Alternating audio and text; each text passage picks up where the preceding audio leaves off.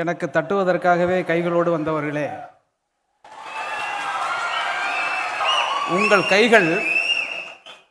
கைகள் சுத்தமாக இருப்பதை விட சத்தமாக இருப்பதையே சபை விரும்புகிறது. மன்றத்தில் அமர்ந்திருக்கும் மருத்துவர்களே,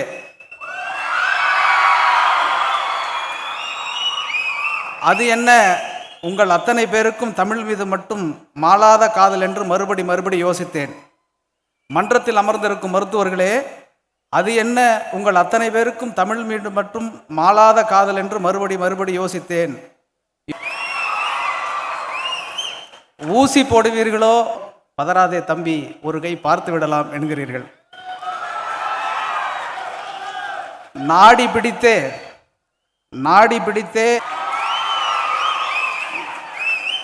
வெள்ளை கோட்டோடே வெளியே வரும் நீங்கள் சௌக்கியத்தை பராமரிக்கும் சமாதான புறாக்கள். வெள்ளை கோட்டோடே வெளியே வரும் நீங்கள் சௌக்கியத்தை பராமரிக்கும் சமாதான புறாக்கள். கடவுளே கைவிட்ட பரவாயில்லையா பாருங்கள். கிண்டியில் இருந்து ஊட்டிக்கு போன ஒருவர் 4 நாட்களுக்கு முன் கிண்டியில் இருந்து ஊட்டபடியே ஊட்டி வளர்க்கிறீர்கள் உற்சாகத்தை. காசு கொடுத்து கூப்பிட்டாலும் கவிஞர்களுக்கெல்லாம் அடிக்கடி வராத நான் மாண்புமிகு மாசு அழைத்தால் மட்டும் மறுப்பதே இல்லை. ஏன் தெரியுமா?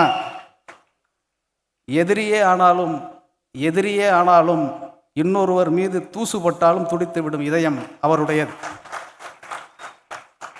இன்பக்கேணியே அரசியல் என்று இருப்பவர்கள் மத்தியில் நெஞ்சுக்கிணிய மாசு மட்டும் அன்பு கேணியாக அனைவரையும் அரவணைத்து ஓடுகிறார். அவர் கையிலே ஜோதியை சுமந்து கொண்டு ஓடத் தொடங்கினால் ஆரிய இருட்டுக்கெல்லாம் அடிவயிறு கலங்கிவிடும். காரியத்தில் அவர் எப்போதும் கருத்தோடு இருப்பதால் தான் எப்பவும் மேயராகவும் லாயராகவும் மேன்மையோடு செயலாற்றிய அவர் இன்று வரை மனித நேயராக இருக்கிறான் கையில். இந்த சுப்பிரமணியோ நாள் முழுதும் செய்து கொண்டிருக்கிறார் வேலை. நாவேந்தும் நல்ல தமிழை நமக்களித்த பாவேந்தனுக்கு பாட்டு விழா. ஒன்றிய பிசாசுகளை நீங்கள் கொடுக்கும் ஒவ்வொரு அறையும், நீதியின் கைகளால் நீங்கள் கொடுக்கும் ஒவ்வொரு அறையும் வாளை மட்டுமா நீங்கள் நறுக்கினீர்கள்? ஆமா முதல்வரே, வாழ பொறுக்காத ஆளுநரின் வாளை மட்டுமா நீங்கள் 26 பேர் இறந்து போன கதறலில் நாம் இருக்கையில் எதற்கையா மாநாடு? காஷ்மீரத்தில் 26 பேர் இறந்து போன துக்கத்தில் நாம் இருக்கையில் ஊட்டியில் எதற்கையா மாநாடு? ஒரு மக்கு சட்டத்தால் சிக்கலையும் சரியாக புரிந்து கொண்ட ஒரே முதல்வர் நீங்கள் என்பதால் தான் அகில இந்தியாவே உங்களை அண்ணாந்து பார்க்கிறது. ஜெயித்தால் போதும் என்று கூட்டணி வைக்காமல் உங்கள் கூட்டணியே ஜெயிக்கும் என்று போட்டிருக்கிறீர்கள் புதுப்பாதை. மேலே பாம்பு கீழே நரி என்று சட்டமன்றத்தில் மேலே பாம்பு கீழே நரி. ஆனாலும் அச்சமில்லாமல் கால ஓட்டத்தை கணிக்க தெரிந்த உங்களுக்கு இப்போதெல்லாம் கலைஞரை போல கவிதையும் வருகிறது. நீங்கள் அப்பாவிடமிருந்து எப்படியாவது மாம்பழத்தை பறித்துவிட துடிக்கும் மகன் அல்ல. நீங்கள் எப்படியாவது அப்பாவிடமிருந்து மாம்பழத்தை பறிக்க துடிக்கும் மகன் அல்ல. அப்பாவியான பிள்ளைகளுக்கு அப்பா ஆகிவிட்ட தாயகம். பகுத்தறிவை கற்பித்த பாவேந்தர் மட்டும் இப்போது இருந்திருந்தால் எதிர்பாராத முத்தங்களை எல்லாம் உங்களுக்கே கொடுத்திருப்பார், எண்ணிக்கை இல்லாமல். அவரோ கொலைவாளை எடுக்க சொன்னார், நீங்களோ கொள்கை வாள் எடுத்து சனாதன கழுத்தை எல்லாம் சமாதிக்கு அனுப்புகிறீர்கள். கெட்ட போரிடும் உலகினை வேரோடு சாய்க்க சொன்னார் சுப்புரத்தினம், நீங்களோ முட்டை வரும் மூடப்பகையை மூட்டை கட்டி அனுப்புகிறீர்கள் மூளைக்கு. சமரசமில்லாமல் நீங்கள் புரியும் சமரில் அண்ணாவும் பெரியாரும் அவதரித்து எழுகிறார்கள். சமரசமில்லாமல் நீங்கள் புரியும் ஒவ்வொரு சமரிலும் அண்ணாவும் பெரியாரும் அவதரித்து எழுகிறார்கள். நற்குறியாக நீங்கள் நடந்து வருவதை பார்க்கும் போதெல்லாம் ஒருபோதும் தாமரை பூக்காது. தலைவராகவும் முதல்வராகவும் நீங்கள் இருக்கும் வரை தமிழ்நாடு தோற்காது. புரட்சி கவிஞரின்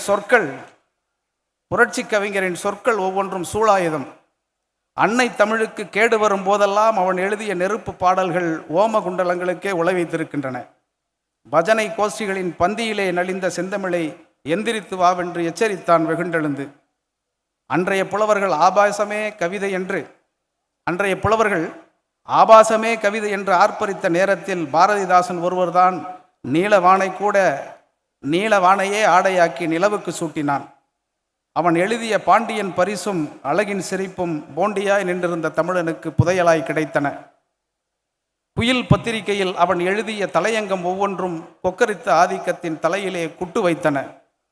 பொய்யும் புரட்டுமே பாட்டென்று பழகிய காலத்தில் வையமதிர அவன் வடித்த மெய்கள் வரலாற்றின் திருப்புமுனை. ராசலீலைகளை உங்கள் கைகளை தட்டுவதற்கு தயாராக வைத்துக் கொள்ளுங்கள். ராசலீலைகளை ரசித்திருந்த ஒரு கூட்டம் அவன் வருகைக்கு பின்னேதான் திராவிட அழகுகளை திரும்பி பார்த்தன. பாரதிக்கும் பாரதி அந்த சனியனே சாவென்றான் பாவேந்தன். வெள்ளையனே வெளியேறு என்றான் பாரதி. கருப்பனே கைப்பற்று என்றான் பாவேந்தன்.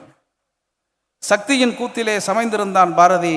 சத்தியத்தை கூத்தாட சபை களைத்தான் பாவேந்தன். பாரதி என்றால் முறுக்கிய மீசை, பாவேந்தன் என்றால் தமிழ் பண்பாட்டின் ஓசை. இந்தியா தலையெடுக்க வேண்டும் என்றான் பாரதி. இந்தி தலையெடுக்கவே கூடாதென்றான் பாவேந்தன். வித்தியாசம் எத்தனை இருந்தாலும் அவர்கள் இருவரும் இரட்டை குழல் துப்பாக்கிகள். அடுப்பூதி அணைந்திருந்த பெண்குலத்தை ஊழி பெருநெருப்பாய் உருவாக்கிய உத்தமர்கள். வர்க்க பேதத்தையும் வர்ணாசிரமத்தையும் வாயிலே குத்திய